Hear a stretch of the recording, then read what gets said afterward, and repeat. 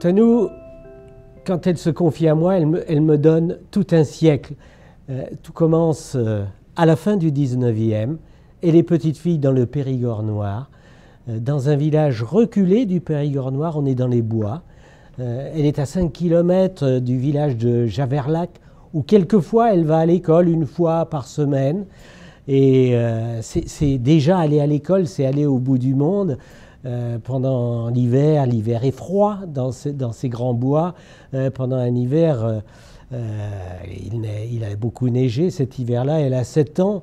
L'institutrice, à 3 h de l'après-midi, voit que la neige va encore tomber. Elle dit, bon, les enfants, vous allez partir, vous allez rentrer chez vous.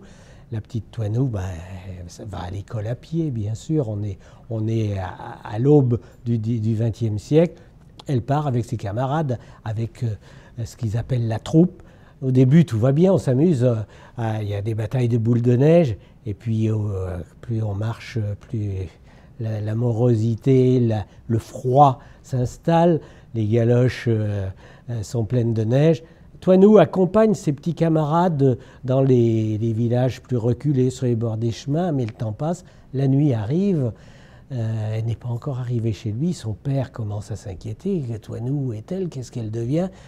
Il va sur le chemin pour essayer de retrouver sa fille. Il fait nuit désormais, on est plus qu'entre chien et loup, et d'ailleurs il l'appelle Toinou, Toinou. Et qu'entend-il lui répondre? Il entend où sont les ululements, les cris des loups. Et finalement, il va voir une silhouette là dans la neige, et c'est Toinou qui arrive.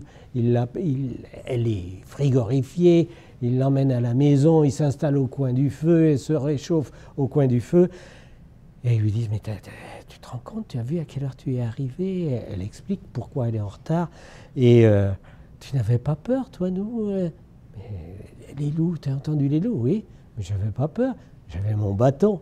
En 3 rencontres, Toinou se raconte, mais avec une verve, un tempérament. Elle a passé 90 ans, mais elle est encore d'une jeunesse étonnante. Quand elle commence à me parler, bon, il faut quelques secondes, elle est fatiguée, elle est lasse, elle a travaillé toute la journée à la maison, à son jardin, le matin avant que j'arrive, et puis elle me parle, et tout de suite elle s'enflamme.